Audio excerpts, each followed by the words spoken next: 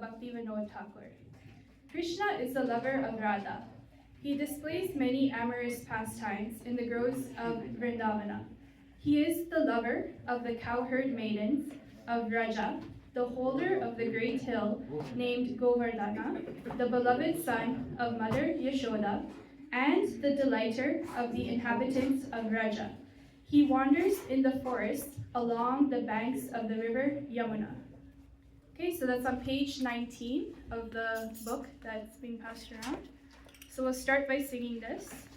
And I will be singing in a slightly different raga today, so please do listen and follow along. This raga has been given by my Guru Maharaj. Okay? Jaya Radha Madhava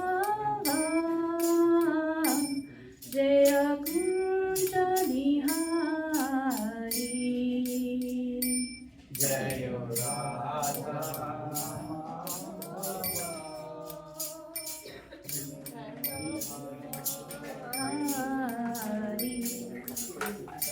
Jaya Radha Madhava Jaya Kunda Bihari Jaya Radha Madhava Kunja Bihari Jaya Radha Madhava Jaya Kunda Bihari Jaya Radha Madhava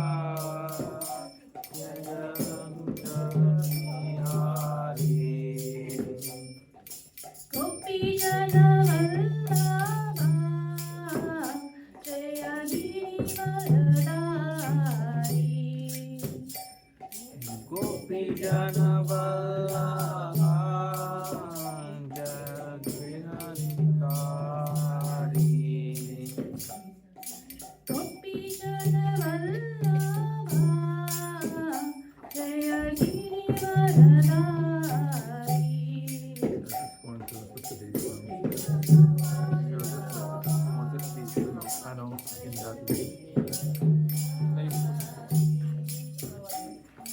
Gopi Jana Vallabha Jaya Girivaradari Jana Vallabha Jaya Girinadari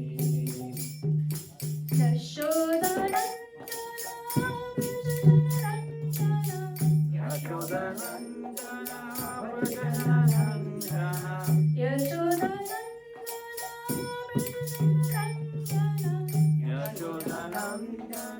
Vrajanarandana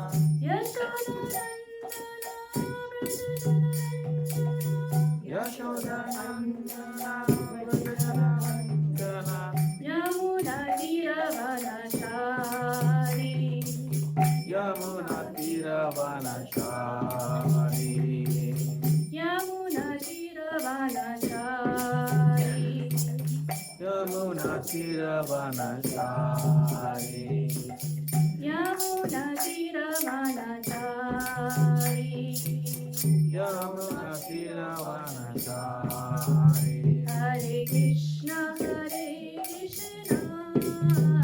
Krishna Krishna Hare Hare Hare Rama Rama Rama Hare Hare Hare Krishna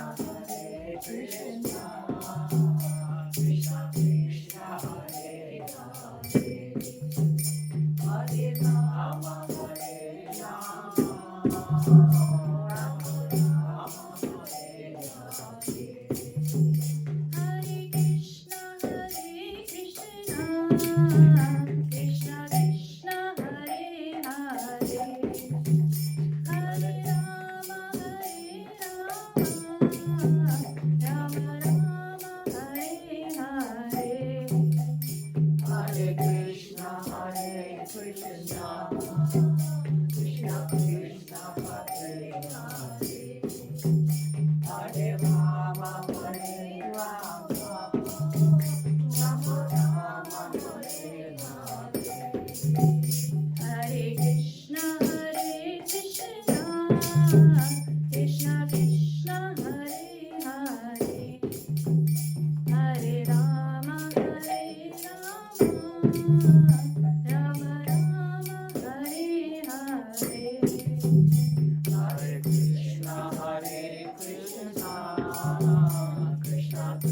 Hare Hare, Hare Rama, Rama Rama, Hare Hare. Thank you, everyone. Bhagavad Gita, so please take your copy. If you don't have one, you can borrow one from the temple, okay? Or you can share with your neighbor. Okay, and we're going to turn to page 1 of the introduction for the invocation prayers and to give respects and gratitude to our teachers. Om Jnana Timirandhyasya Jnananjana Shalakaya Chakshurunmilitam Yena Tasmai Shri Gurave Namaha. I was born in the darkest ignorance, and my spiritual master opened my eyes with the torch of knowledge. I offer my respectful obeisances unto him. So flipping to the next page, page 2, and the second last mantra. Shri Krishna Chaitanya Prabhu Nityananda Shri Advaita Gadadara Shri Vasadi Gaura Bhakta Vrinda.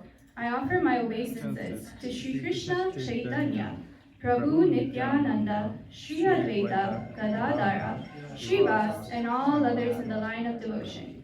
Hare Krishna, Krishna Krishna, Hare Hare, Hare Rama, Rama Rama, Hare Hare. Okay, so today we will be discussing 14.27. So if you could flip to chapter 14, which is called The Three Modes of Material Nature, and flip over to text 27, which is actually the last verse in chapter 14. Page 588. Page 588 in your version. I have a different version.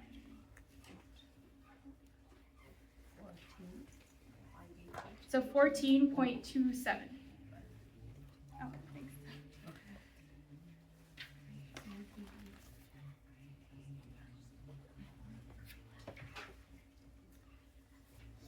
Okay, so we're going to start by reciting this verse, which is a very important verse. Okay, and then we will take some time to read the purport and discuss it. So I will read each line and you can repeat after me. Brahmano hi pratistatham Brahmano hi pratistastam amritasya avyayasya cha amritvasapyasya astasya shashvatasya cha dharmasya sashvatasya cha dharmasya sukhasya ikadiksasya sukasya tantikasya cha brahmano hi pratistaham Brahmano hi pratistastam amritasya avyayasya cha amritvasya avavyasya cha shashvatasya cha dharmasya sashvatasya cha dharmasya sukhasya ikadiksya cha. sukasya kikantasya cha. I know it's a little difficult. Okay, so now we'll go to the word for word translation. So please repeat after me. Brahmana, Brahmana of the impersonal Brahma Jyoti. of the impersonal Brahmajyoti. He Certainly Pratistaha, Pratistatha the rest. Aham I am. Amritasya, Amritasya of the immortal. of the immortal.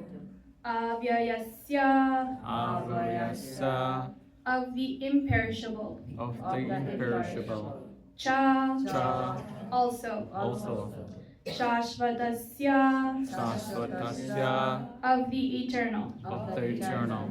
Cha, And Dharmasya, of the constitutional position. of the constitutional position. Sukhasya, Sukasya of happiness. of happiness. ISKCON, ISKCON, ultimate, ultimate, cha, cha, also. also. And I am the basis of the impersonal Brahman, which is immortal, imperishable, and eternal, and is the constitutional position of happiness. So we'll read through the purport by Srila Prabhupada. It's a little bit long, so we'll take some breaks in between to discuss the purport. So purport by Srila Prabhupada ki Jai.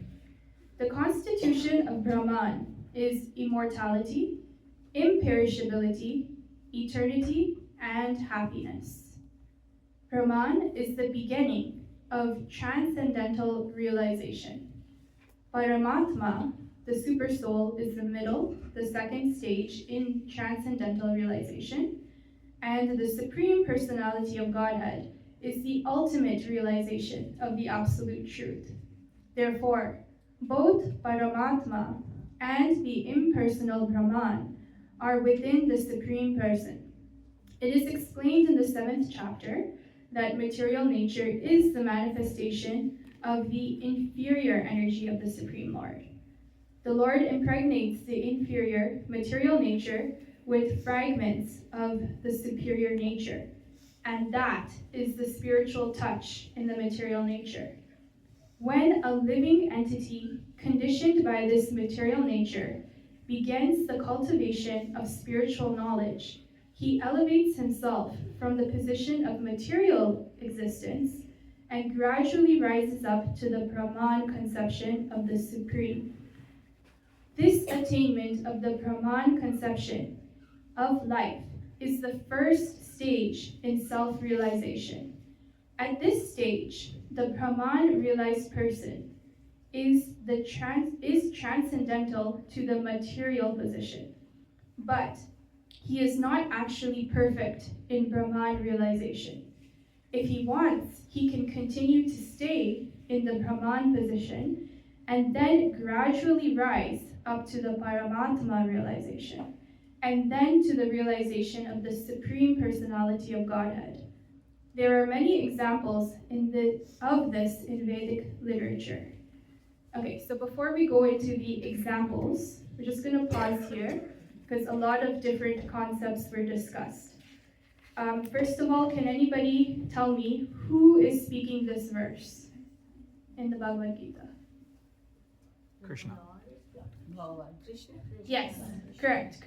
So there's two main characters, as we know, Arjuna and Krishna. So Krishna is speaking this verse, so it's really important for us to know who is speaking. And the context of the verse. So the context is in the chapter 3 modes of material nature, where the 3 modes of, can anyone name the 3 modes? Mode of ignorance, goodness, and passion. Passion, and darkness. Perfect. So material nature, which is everything around us, which is moving and non-moving, can be classified in goodness, passion, and darkness. So Krishna has already completed discussing about these 3 modes, and now he's at the conclusion of the chapter. And in this conclusion, he is saying that he is the basis of the impersonal Brahman. So sometimes this concept gets confusing because Brahman can be misinterpreted. Can anyone describe what Brahman is in their own words? It's the effulgence of the Supreme Lord. Okay, anybody else? The one who rules the universe. Okay, anyone else? All-pervading energy. All-pervading energy, okay. So yeah, Gajan said effulgence, all-pervading energy. The one who rules the world. Can you describe a little bit more about that? No? Okay, that's okay. So the reason I bring this up is, especially when I was very early in Krishna consciousness, I used to get confused a lot about Brahman because it's very similar to 2 other words, okay? So there's Brahma, and then there's Brahmana, and then there's Brahman, okay? And they're all meaning very different things. So to start off with, who is Lord Brahma? The Creator. The creator, okay? So Lord Brahma is the creator of the universe, and he is actually born out of the lotus navel of Vishnu, okay, or Krishna. So Brahma is subservient to Vishnu. So we need to understand that first. Okay, then what is Brahmana? Brahmana is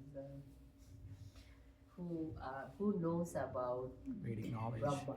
Exactly. So Brahmana is a person who is living in this material world, Yeah. who is in a specific class of society, who learns about scriptural study. Yeah. So Brahmanas, Brahmana. okay?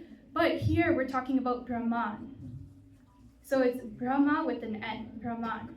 So Brahman, we need to understand, is very distinct from the other two concepts, okay? So here we're talking about Brahman, which is on the transcendental platform, and it is energy. It's an all-pervading energy, and it is also described as the glow of the Supreme Lord. So Brahman, The Brahman, the glowing thing? yeah, is a Oh. glow or effulgence. Yes, Oh, it sounds yes. Okay. So I just want to clarify that part first.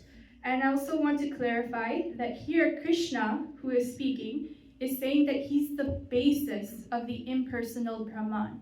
So there's two different examples I like to give about the difference between Brahman. So now in the first part of this paragraph, Prabhupada is talking about the impersonal Brahman. Then he's saying that's the first level of realization.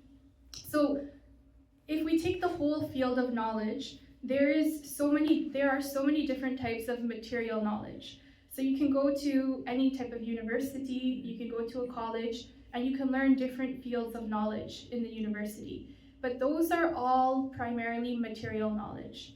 So our world is full of material knowledge. You go on your TV, you go on your phone, you go on your computer, it's all basically material knowledge. So Prabhupada is talking about that, and Krishna is talking about that in the first half of this chapter, the three modes of material nature. So all of that material knowledge can be classified as goodness, passion, ignorance. Then, if you go above that, you get to spiritual knowledge. And the first step in spiritual knowledge, which is very important, is that of the impersonal Brahman. So when you're approaching the absolute truth, you first hit the glow or the impersonal energy.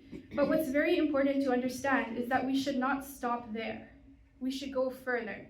So there are actually many different Vedic schools of thought, different Vedic philosophies, which stop at the Brahman understanding and they do not go further. So this is why reading Vaishnava literatures and reading Srila Prabhupada's purports is very important. So here Srila Prabhupada tells us that Brahman is just the beginning, if you read the second sentence, is the beginning of transcendental realization. So what is the second part of spiritual realization? Paratma. Yes. Okay, Paramatma. So what is Paramatma in your own words? Go ahead. Lot. Sorry? The lot. Lot? Yeah. Like Sri Krishna, Paramatma. Oh, the Lord. Yeah. Okay. Okay, can you give any more descriptions of Paramatma? So we have. Yeah, localized, correct. So Paramatma is the localized spirit within. So that is the super soul. Another word for Paramatma is the supreme self. So the super self. Sorry. Yeah. Some say the soul of your soul. Yes, the soul of your The soul. soul of Yes. your soul. Yes. In Paratma, right? So you see it as well. Yes, and an interesting fact I would like to give here is everybody has seen this namaste before, right? There's even an emoji for namaste, which is used quite commonly. So what does namaste actually mean I with bow related to the Paramatma? Give me the hint there. down, I bow down to the super soul. Exactly. So that's right, Gajan. So namaste, a lot of people translate it as hello, or if you look at the emoji, they will translate it as thank you, but it doesn't actually mean thank you. It doesn't actually mean hello. It actually means I bow down to the super soul within you. So the super soul within me is bowing down to the super soul within you. So it's actually a very powerful meaning, and it is basically meaning that you understand Paramatma. Okay, so moving on to the third realization. So we said Brahman is the beginning of spiritual realization, and then Paramatma is the second. So what is the third and topmost realization of the absolute truth? The Supreme Personality of Godhead. Okay, anyone else other than Gajan know the answer? Yeah, super personality of God. Okay, so the third and topmost understanding is the Supreme Personality of Godhead, also known as Bhagavad. Bhagavad. So there's two examples I would like to give from our acharyas. The first example is from Bhakti Vinod Thakur, who is our great acharya. He is Srila Prabhupada's great acharya, meaning not his direct guru, but his grand guru. Okay. So he gave the example of a mountain, which I find is very powerful. So if you're ever approaching the mountains, like let's say you're approaching a large mountain range in Canada, let's use Canada. What is the major mountain range in Canada? Does anyone know? Okay, what is it called? Come on, some of the kids should know. Rocky Mountain. Yeah, Rocky Mountains. Don't they teach you this in school anymore? So Rocky Mountains. So the Rocky Mountains, if you're approaching the Rocky Mountains, and let's say you're about 50 kilometers away, what do you see? A little cloud. Yeah, you'll just see like it's a very nondescript kind of blob in the distance. So you don't see any details, No. right? So you know that something is there, but you're not quite sure what that is. Yeah. So that is Brahman realization. So that means you know something is there, but you're not quite sure what it is. You can't make out the shape, you just know that something is there. Something there. Okay, so let's say you drive another 50 kilometers closer, or you're walking or whatever, bicycling. So let's say you get closer. Now you see that, wow, there's a mountain, you see there's trees, you see there's beautiful waterfalls. Yeah. So at this level, you are at Paramatma realization. So meaning that you see that God, or is the mountain, actually has some characteristics. So it has some characteristics, it's not just a blob. And then if you go one level deeper, you actually drive onto the mountain, you park your car, and then you start going for a hike in the mountain trails. Have any of you ever done that? Yeah. I've done that. Yeah. So then when you go into the trails, you get an actual deeper understanding of the mountain. Yeah. And you get to see the different types of species of life. You get to see the birds, you get to see the squirrels, you get to see the trees, all the different rivers and babbling brooks and whatnot that happens on the mountain. So that is actually the deepest understanding of the mountain, and that is what is compared to Bhagwan realization. Because if you understand that level of detail of the mountain, then you automatically understand the other two levels, right? You automatically understand that there is a form in the distance and that there is the waterfalls and trees. Because when you're actually on the mountain, you see everything up and close and personal. So that's one example. Then there's another example that I just heard yesterday from His Holiness Keshava Swami Maharaj, who is more of a modern guru. So it's a little bit more of a modern example. So that is of a train. Has anyone seen a train before? Yeah. I hope everyone has seen a train, Yeah. okay? Please raise your hand if you've seen a train. Okay. So when you see a train, let's say there's 3 people standing on the platform, okay? And they all want to know what a train is. They've never seen a train before. So when the train approaches the platform, what do you hear, see first? What do you sense first when the train is in the distance and slowly coming? Sound.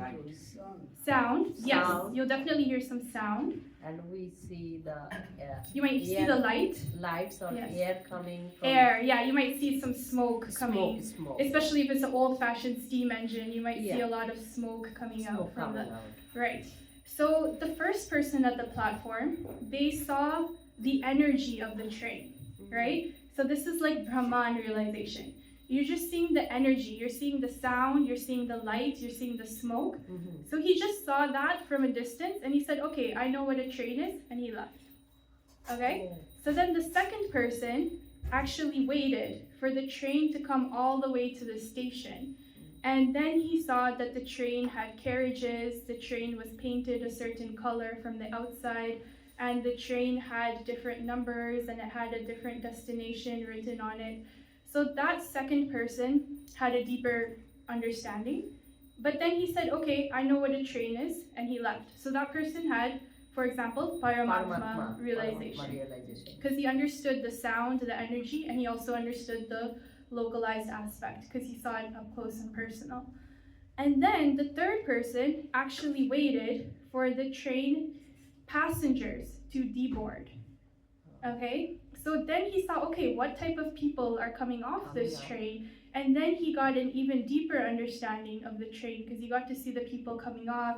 He got to board the train, he got to see the inside of the train, he got to see how the seats are, how the coaches are, how the food is, everything. So he got the full, so which person would you say got the full experience? The third one. The third one. Yeah. So that's what we're aiming for in Krishna consciousness. We're aiming to get the full Bhagavad realization, where we not only understand the energy of the Lord, we understand the form of the Lord in the temple, when we see the Lord in the temple. We understand the names of the Lord. We understand the pastimes of the Lord, and we understand the associates of the Lord. So the people that were on the train, right? So we understand who are the direct associates of the Lord, who are the direct devotees of the Lord. Mm-hmm. And the best way to understand the devotees of the Lord is how? Association. Yes. And what about the really original devotees of the Lord that we can all Bhagavad. Exactly. So reading Srimad Bhagavatam. Sorry. Yeah, so please put all your phones on silent before the class. Thank you. Yeah, read the Bhagavad. Okay, so when we read the Srimad Bhagavatam, then we get to understand in detail the names, the forms, the pastimes, and the devotees of the Lord. So it's very important to include some reading in your daily lifestyle. So these are the two examples, the mountain example and the train example, to understand the depth of spiritual realization. Okay. So the key point here is that Brahman realization is already possessed by a person in devotional service. Okay? So now we're going to keep reading where we were. So the first example here is also from Srimad Bhagavatam, and it's called the Four Kumaras. So now we're going to read from the Four Kumaras onward. The Four Kumaras were situated first in the impersonal conception of truth, but then they gradually rose to the platform of devotional service. One who cannot elevate himself beyond the impersonal conception of Brahman runs the risk of falling down. In Srimad Bhagavatam, it is stated that although a person may rise to the stage of impersonal Brahman without going further, with no information of the Supreme Person, his intelligence is not perfectly clear. Therefore, despite being raised to the Brahman platform, there is a chance of falling down if one is not engaged in the devotional service of the Lord. In the Vedic language, it is also said, Raso Vaisa Rasam hi evayam labdhavanadi bhavati. When one understands the personality of Godhead, the reservoir of pleasure, Krishna, he actually becomes transcendentally blissful. The Supreme Lord is full in 6 opulences, and when a devotee approaches him, there is an exchange of these 6 opulences. The servant of the king enjoys almost on equal level with the king, and so eternal happiness, imperishable happiness, and eternal life accompany devotional service. Therefore, realization of Brahman, or eternity, or imperishability, is included in devotional service. This is already possessed by a person who is engaged in devotional service. So relating this back to our mountain and train example, somebody who's already in the train, who's on the mountain, already understands the energy of the mountain or of the train. So what are the 4 qualities of impersonal Brahman which are given in this translation? So So there's 4 qualities which were just repeated here in the second last sentence. Immortal, Yes. imperishable. So one is immortality, Yeah. And Yeah. imperishable. imperishable, And yes, eternal. eternal, And constitutional position of unlimited happiness. correct. Yeah. So immortal, meaning does not die. Yeah. Imperishable, which means does not age, Yeah. does not get old. Yeah. Eternal, meaning always existing, always truthful. And ultimate happiness. So this is also known as Sat Chit Ananda. Okay? So Sat Chit Ananda means eternal, conscious, and blissful. So if we get to that stage of Brahman realization, even though it is not the complete realization, we are at least getting to that stage of those energies. So we're getting to that eternal energy. So the prominent feature of Brahman is Sat, or eternality. The prominent feature of Paramatma is Chit, which is consciousness. And then the prominent feature of Bhagavan is all 3. So Sat, Chit, and Ananda. So Paramatma has Sat and Chit, and Brahman has Sat. Okay, so we'll continue here. The living entity, although Brahman by nature, has the desire to lord it over the material world, and due to this, he falls down. In his constitutional position, a living entity is above the 3 modes of material nature, but association with material nature entangles him in the different modes of material nature, goodness, passion, and ignorance.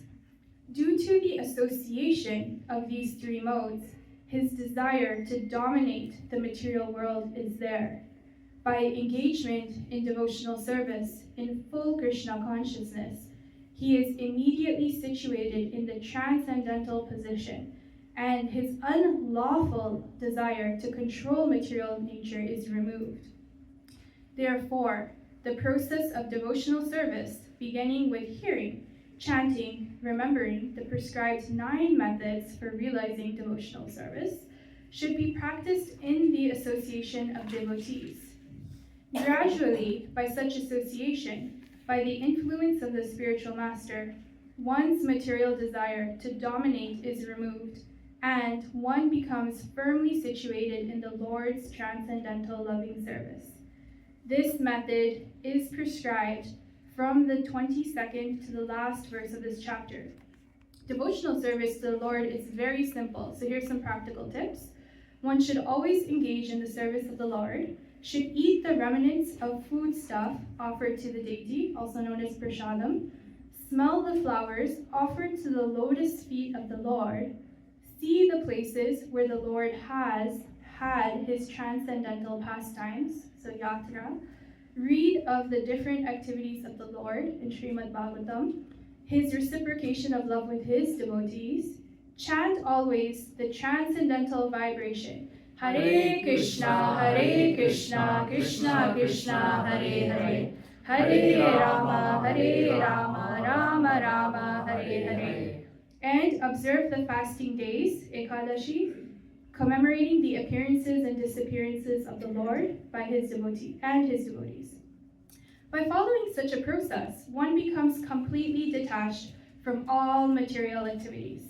One who can thus situate himself in the Brahma Jyoti, or the different varieties of Brahman conception, is equal to the Supreme Personality of Godhead in quality. So key word here is quality. All right, so that ends the purport. So I will talk about a few points in this purport. The first point is that of the 4 Kumaras, which was where we started off on the second part of our reading. So does anyone know the story of the 4 Kumaras and how they were transformed from impersonalists to becoming devotees of Vishnu? Okay. Maybe they heard from their brother Narad Muni about Lord Vishnu, and that's how they got attracted towards the bhakti of Lord Vishnu. That's a good guess, but it's not the accurate story. So this is in Canto 3 of Srimad Bhagavatam. So again, I highly recommend anyone who does not have Srimad Bhagavatam at home, this is the Vedic encyclopedia. So just like we have Encyclopedia Britannica, some people may remember it used to be in books, then it used to be in a CD, and then now everything is online, now it's Wikipedia. So just like you have Britannica, you have Wikipedia, you should have Srimad Bhagavatam. Because Srimad Bhagavatam will contain all of these rich stories about the four Kumaras, about Prahlad Maharaj, about Dhruva Maharaj, about Radha and Krishna, the gopis, about Krishna Balaram, about Narasimha Dev. So every story you can imagine about Lord Shiva, Lord Brahma, everything is contained in the Srimad Bhagavatam. So please, if you do not have a full set of Srimad Bhagavatam in your home, we have it in English, we have it in Hindi, Tamil, Gujarati, different languages. Please do let me know today. But anyways, going back to Canto 3 of Srimad Bhagavatam, there's a beautiful story about the four Kumaras who are actually, they've taken a vow of celibacy from the age of 5 years old. So they're just little children. The four Kumaras are sons of Brahma. And they have advanced so much in their impersonal realization that they actually make it to Vaikunta, but they can't get past the 7th gate. So Jaya and Vijaya actually block them from getting into the 7th gate. And what happens is, I won't go into the full details because I would like you to read it yourselves in Canto 3, but Vishnu actually hears about this commotion about his doormen, Jaya and Vijaya, blocking of the four Kumaras. So Vishnu actually comes himself out of his abode to meet the four Kumaras at the doorstep. And you know what's so beautiful is there's actually a verse in the Srimad Bhagavatam describing that the tulsi leaves, fragrance, mixed with the fragrance of the lotus feet of the Lord, enters into the nostrils of the four Kumaras, and that makes them devotees. So imagine that high level of understanding, right? So just getting the fragrance of the tulsi leaves mixed with the fragrance of the lotus feet of the Lord has made the four Kumaras into devotees. So just imagine these beautiful stories we can read about in Srimad Bhagavatam. So my main point is having impersonal Brahman realization is nothing wrong with that. That is the first step of spiritual realization. We know so many examples, like the four Kumaras. There's also many other examples of people that were in impersonal realization and they went to Bhagavan realization. So I want to then emphasize here on the last sentence, because the last sentence of this purport can be confusing for some people. So the last sentence was that the Brahman conception is equal to the Supreme Personality of Godhead in quality. So to get better understanding of this particular sentence, I want to refer to a text called the Sri Ishupanishad. So many of you may have heard of the Itihasas, the Puranas.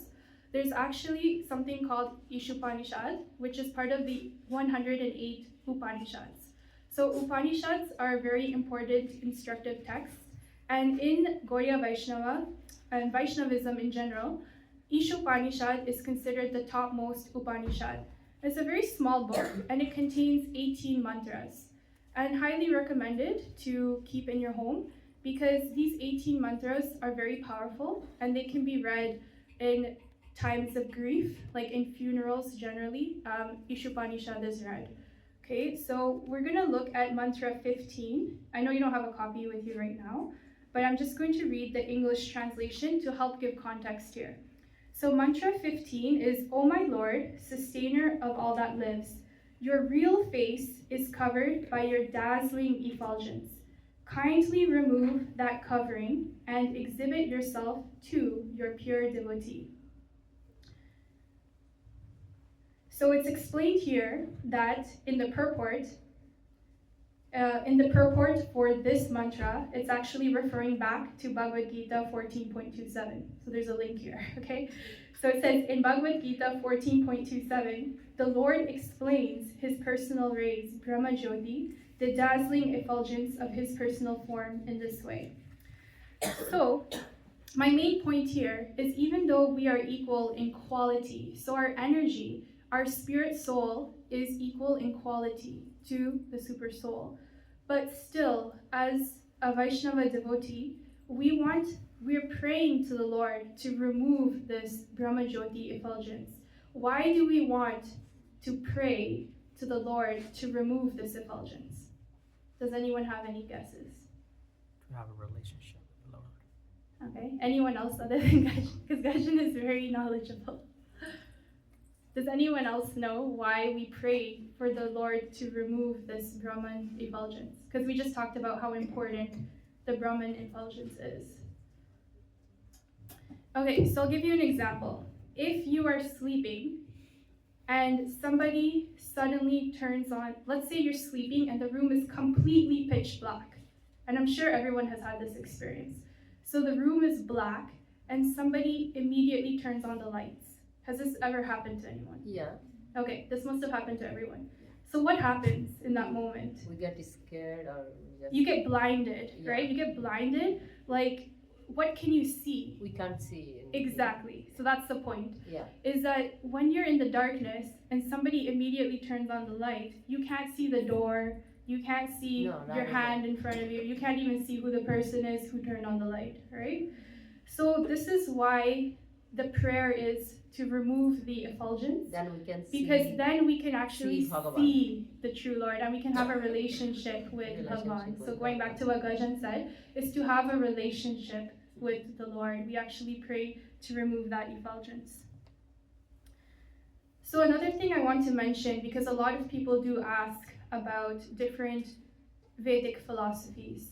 So for example, there's Buddhism, there's Mayavad, there's Ramanujacharya, there's Madhvacharya, and then there's Chaitanya Mahaprabhu's philosophy. So I want to make very clear here that there is distinctions in the philosophy. So when we're talking about oneness in energy with the Lord, we don't want to get this confused with becoming one with the Lord, and I'll explain why. So first, not first, but in the line of succession, there was Lord Buddha, and Buddha actually preached Shunyavad philosophy. Does anyone know what Shunyavad means, or what Shunya means? Zero. Correct. So Shunya means zero. Nothing. Okay. So Shunyavad philosophy means the philosophy of nothingness. Nothing. So Lord Buddha actually preached that the goal of life is to attain nothingness, which is called nirvana. Okay, so some of you may have heard of nirvana. Okay, so after that, Shankaracharya came and he preached Mayavad philosophy. So Mayavad philosophy taught that we become one with the Lord. So we merge with the Lord and become one. Okay, then after that, Ramanujacharya came and then Madhvacharya came later on, and they both preached Vasishtha Dvaita philosophy, which means we and the Lord are different. So there's two entities. Okay? And then Chaitanya Mahaprabhu came, and then he actually made the perfect merging of the two philosophies, which is called Achintya Beda Beda Tattva. And this is very important to understand because this is the crux of the Gaudiya Vaishnava philosophy. So if Lord Buddha was zero, he taught zero. Shankaracharya taught one, that we become one. Ramanuja and Madhvacharya taught that we are two. So what did Lord Chaitanya preach? Does anyone know? Correct, but what is it in the terms of 0, 1, and 2? Yeah, it's like simultaneously one and different. Correct. So Lord Chaitanya preached simultaneous oneness and difference. So his philosophy was 1 and 2. Okay, so don't get it confused. It's not 1 plus 2. But he taught oneness, that we are oneness in quality, but we are different in quantity. Quantity. So another example is given of the ocean. So if the ocean has salt water, and you take one drop from the ocean, and if you analyze the composition of that one drop of water, and you analyze what is the percentage of sodium chloride, what is the percentage of nitrogen, what is the percentage of oxygen, that composition will be exactly the same as the percentages of the ocean. Okay, so that part, we are the same in quality.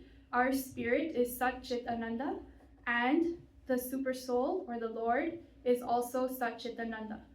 But in quantity, we can never say that that one drop is exactly the same as the ocean. No. The drop can never be the same as the ocean, and that drop in our philosophy maintains its individuality. It never merges with the ocean. So I don't want, because all analogies break down at one point of time, so I don't want you to think that, okay, now this drop merges with the ocean. No, that doesn't happen in this philosophy. We always maintain our independence from the Lord. So basically, Lord Chaitanya Mahaprabhu taught that we are one in quality, but we are infinitesimally small, and the Lord is infinitesimally great in those qualities.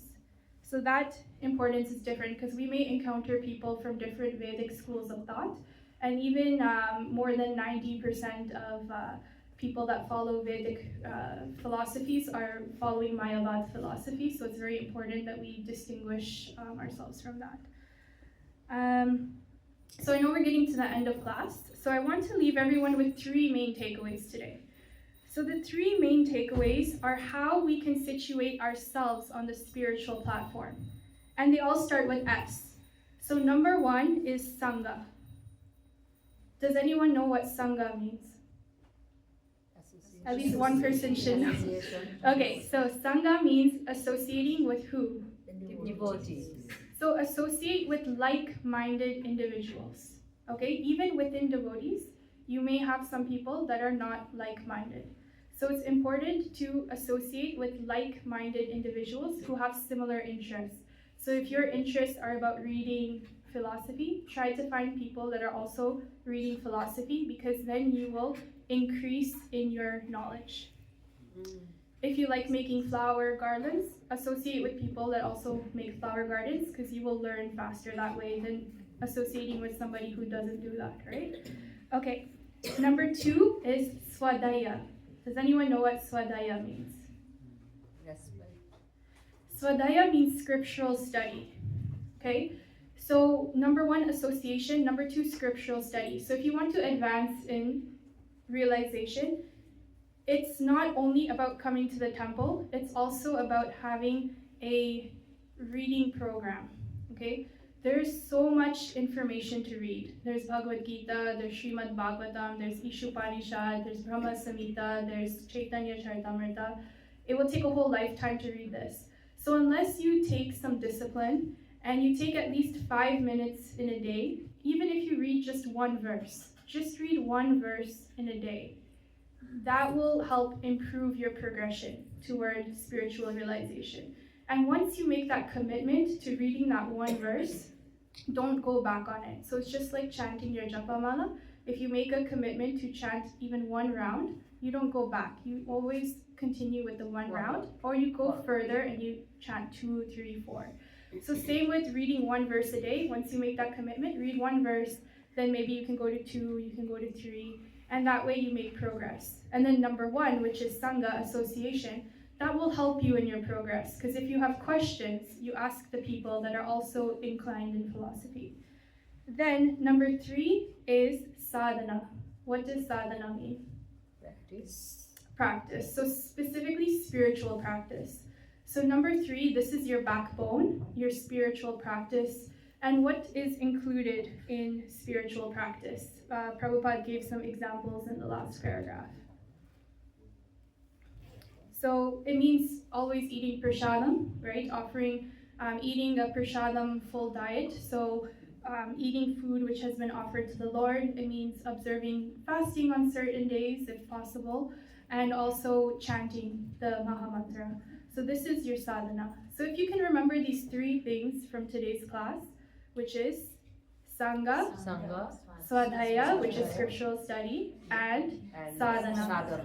So if you can remember these three things, you will surely, be on your progress to rise to the spiritual platform. And that's all for me. If you have any questions, I will take them now, and please forgive me for any offenses, directly or indirectly, that I've made.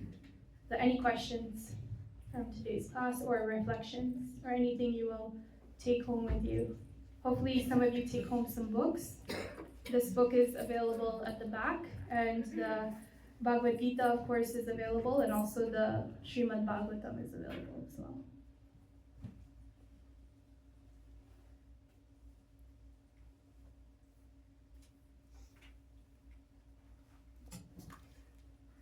Can you explain a little bit on Mayavad and the way we are approaching Krishna consciousness? What is the difference? Yes, so Mayavad is a philosophy that was propounded by Shankaracharya, and Shankaracharya was the incarnation of Lord Shiva, correct? And he was appeared on this earth to move people away from Buddhism, basically, because Buddhism had denounced the Vedas. And Shankaracharya was reintroducing the Vedas, but he had to do so in a way which was including a lot of concepts from Buddhism, because it would be too much of a jump to go from Buddhism to Vaishnavism. So Shankaracharya introduced a middle ground that would be acceptable to the general population, which included Mayavad philosophy. And the Mayavad philosophy is stating that Brahman is everything. So the impersonal Brahman, which we discussed, which is the energy of the Lord, they believe that that is the only thing which is true, and everything else is false. So the world is false. We are false in our material bodies. They even believe that Paramatma and Bhagavan are under Maya. So that's why they believe that their belief is called Mayavad, because they believe that everything is under Maya other than Brahman. So it's actually a very slippery slope, because once you learn more about that philosophy, it can also become very convincing. So that's why we recommend for Vaishnavas not to get too deep into that philosophy unless you have a very firm understanding of Vaishnavism first. So to sum up the difference between Mayavad and Vaishnava in a sentence, it is Soham is Mayavad, meaning I am that. And Dasoham is Vaishnavism. So we are the servant of that. Right? So we do not become the Lord, we become a servant of the Lord. That's the main difference. Does that answer your question? Yeah. Okay. Thank you. So they want to mingle with the Lord. Merge. With the Brahmacharya. Yes. But then Shankaracharya, when teaching everything, they concluded with Bhaja Govindam. Correct. He said, you all chant the holy name with the Bhaja Govindam. Yes, Govinda. Correct. You're 100% correct. So Shankaracharya was a true devotee of the Lord, as evidenced by his famous bhajan, Bhaja Govinda. But the philosophy which he propounded, he made it palatable for the Buddhists, which at that time was Mayavad. So at that time, the Vaishnava philosophy was not palatable. Yeah. But in Mayavad, there's no Ananda. So with no Ananda, it's useless. Yeah, correct. There's no Ananda. Yeah, there's no So Ananda. is There's only what Sat. you want. Yeah. What you So want. Brahman only has Sat. Yeah. Doesn't even have Chit or Ananda. Yeah. There's nothing there. So Yeah. that's my cue. But you have to remember, if they're coming from a place where everyone was following Shunyavad, then Yeah. Mayavad is the next step, right? Because everyone is believing nothingness, nirvana is the goal of life. So at least Mayavadi introduced the Vedas, and they introduced the concept of Brahman. And as we just read, Brahman is an important first step for spiritual realization. Yeah. And you can progress from that step as well, like the 4 Kumaras did. Okay, great questions. Any other question? Okay, appreciate everyone's time. Hare Krishna. Thank you.